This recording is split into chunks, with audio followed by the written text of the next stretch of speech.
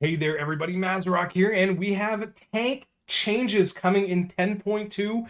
Blizzard announced more PTR class tuning, and we've got changes for all of the tanks. I know many of you have been coming to my stream being like, yo, what do you think of this? Well, here's the video. Blood DK. So they changed the two-piece for Blood DK, which went from consuming a Bone Shield charge to now triggers from consuming Runic Power, which was previously the Bone Shield charge. Now, in PTR, it actually seems like the proc rate for this is like abysmally low. I don't know if there was bugs or if my UI just wasn't showing things correctly. There's quite a few things that could happen, but just going by kind of what I've been hearing as well, the proc rate for this does seem incredibly low. So for this to be a very good change, we're going to be wanting to up the proc rate chance of that to proc just even a little bit more, but it's no longer Bone Shield charges, so that is a bonus for Blood DK. Demon Hunter. Now, Demon Hunter is getting some changes here to Fodder of the Flame, so that's going to be activated by Spectral Sight now and not a random ability. I've never really been a big fan of Fodder to the Flame anyway, so we're going to kind of have to see how this plays out. First of the Illidari, you might not know what this talent is, but it is in the class tree, and it is a choice between Demonic or First of the Illidari, and pretty much no one ever took First. So they just straight up removed it, so we're going to have to see what happens there. There's also a change to Darkness, with how Darkness works. So Darkness now has a 15% chance to avoid all damage from an attack. Chance to avoid damage is increased by 100% when not in a raid. So I'm not sure if that's above, because before it was just dodge chance, if I'm not mistaken. So this does seem like it could be a little bit better, but I do like the increased by 100% chance when not in a raid. That is a fun bonus. And then we go down to Vengeance. Is the chance to trigger the two set bonus is reduced for each target beyond the first. This I'm not a fan of, for one reason.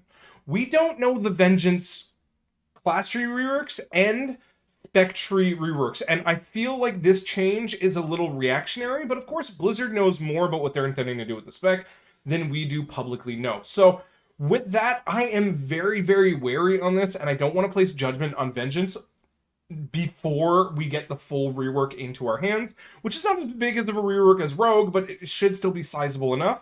But I think nerfing the tier set based on what the current class tree does is a little premature, and I would have personally, from Blizzard, liked for them to wait, get the rework in our hands, and then judge buffs and nerfs based upon the combined picture of a whole of what we have versus just the little bit. But, you know, wait and see, unfortunately. Guardian Druid. So, the dev note for Guardian Druid is that Guardian Druid's rage generation scales exceptionally well with large numbers of targets, often resulting in resource saturation. This adjustment into Blood Frenzy is meant to tone down rage income in scenarios with large target counts. So, Thrash Generation from Blood Frenzy now has a hard cap of 5 targets. Okay, now this is the ability that I've been saying for a few months they should have been targeting anyway, but I think they went too far with it. Now we have the Ursox Fury nerf, and 5 hard cap on Blood Frenzy. I was noticing rage generation in big pulls to be just not fun. I think the target cap should be 6 to 8.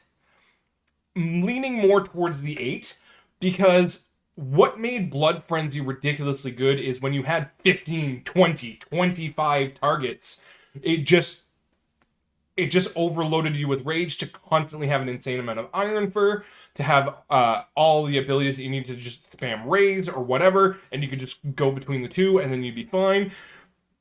I think 5 is too hard, because I still think the average tank, we should be promoting them to do some double pulls from time to time, and a hard cap of 5, which is kind of the more average pull size, isn't going to encourage that sort of playstyle. It's going to be, this is my one pull, this is my next pull. And I don't think bringing it up to 8 targets is going to absolutely break the game, but I think it will keep everything more in line, because like where it was ridiculously strong was 15, 20 targets, right? The more you added, the more benefit you gained from it, which just made things just amplify themselves that much more, versus if you put it at 8 targets, I really don't think you're breaking the game, but you're putting Bear in a more healthy state. I also think Ursox Fury should go back up to 50% with this nerf, because I don't think the Ursox Fury nerf was warranted in the first place if they had just done a Blood Frenzy cap to begin with. So I think now the nerfs are going down a little bit too hard, but whatever.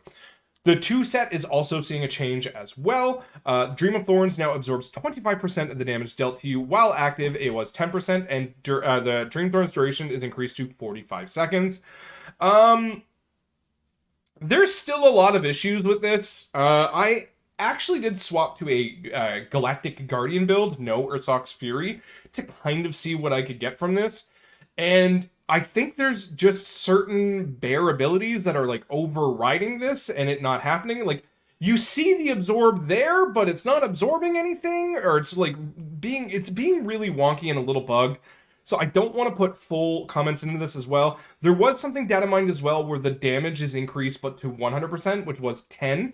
And I think that is on live, and they just didn't put in the notes here, if I'm not mistaken, which is good. But again, when testing, it wasn't noticeable at all. Like, Blazing Thorns was like 2% of your damage. Honestly, the more that I'm reading the changes, the more that I read and test the Bear tier set, the more I'm just not becoming a fan of it at all. I like the idea of doing something with Rage of the Sleeper. I just don't like what they're doing, and it seems to be a little bit too buggy for my taste. But we'll have to see how things pan out down the road. By the way, if you are interested, there are some augmentation of Ogre nerfs. I will be leaving this Wowhead post in the comment section down below. That's kind of a bigger topic, so we're not going to be getting that today as we talk about tanks. So, they're now changing the Protection Paladin 2-piece, which now grants damage reduction instead of armor to a maximum of 5 stacks, so a 10% damage reduction, so 2%, 5 times 5, right? Which was 10 stacks, granting 1% armor, so thank goodness that got changed. And it does seem like the sanctification to access the empowered consecration is now 5 as well, but testing it was a little buggy. But the overall problem with this is the just base concept of what this does. And I've already said this about this in the Protection Paladin 10.2 video. It's still a turd. You can polish a turd all you want, and this is more polished. It is better, but it's still a turd. I don't like this tier set at all, and it needs to be fundamentally changed, or consecration just follow you. That empowered consecration just is an aura on you and follows you around for that duration or something. It needs... I'm not a fan of this, and I'm not a fan of playing this in 10.2. Like, I've been having fun on Paladin on stream, on Twitch, and every time I play, I'm like, oh man, we're getting a really shitty tier set. And the current tier set isn't even that good anyway, so it's really, really not fun. There was also a buff to the amount of fire damage that was dealt into your... it went up to 40% inside your empowered conch. So I don't know why that's not listed here as well, but whatever. Then we go down to Warrior. All right, this one, guys. Okay, cool. So we got some stuff to talk about Warrior. Rallying Cry now increases current and maximum health by 10%, was 15. So Rallying Cry is getting a nerf because it's so good in Mythic Plus that it needs a raid nerf. Yeah, no, it's performing overly well in raid, obviously. So they're nerfing it for Mythic Plus. I wish this is going to be one of the things where they put in the Vengeance change. I really think they should do that, where it's like it's increased by 100% when not in a raid. Because seriously, Warriors don't bring a tremendous amount of utility to Mythic Plus anyway, and Rallying Cry as it sits wasn't that great anyway. And now it's just even less so because of a raid. This is kind of furthering that divide between needing these not in a raid buffs and, you know, when in a raid numbers. Like, it really does need it. And Inspiring Presence has now been reduced. No, not reduced. Removed. Wrong word. Removed. Okay. All right. So Prot War changes for the 2-piece and the 4-piece. I'm kind of excited.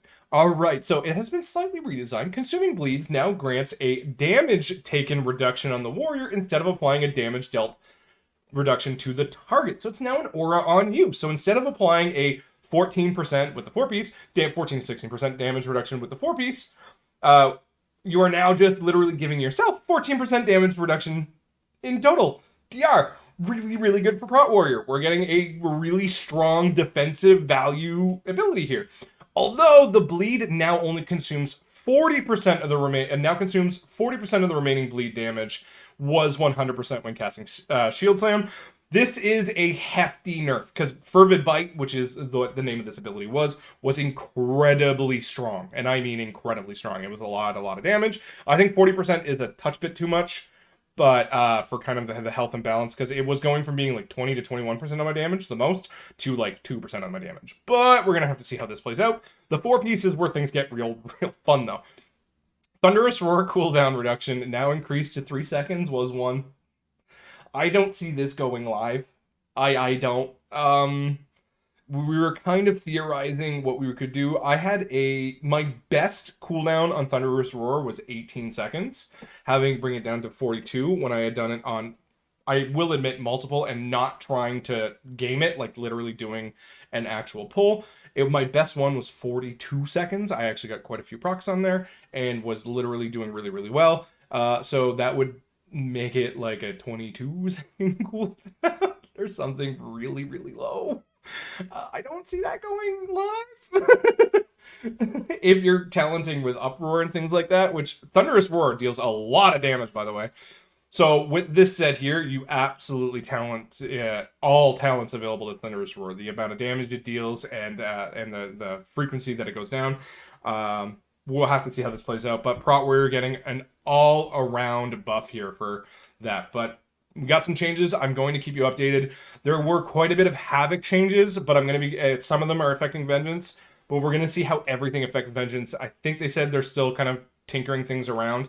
So hopefully next week we should have Vengeance. So if you want, like, comment, subscribe. Hit that bell for notifications for when Vengeance gets reworked, because I will be going over that with the fine-tooth comb as well to see what they do there. And by now, I'm sure there's some of you that are yelling at your monitors, "Oh, you forgot about Brewmaster!" I didn't. It was a sneaky little change that's not even actually in this note. And what it is a change to the 2-piece, where instead of gaining heals from all fire damage dealt, it's from your fire damage dealt. So very minor, and if you're wondering how this affects Brewmaster, very little. Like, you're still more than fine. Have yourself a good one, everyone. Happy tanking.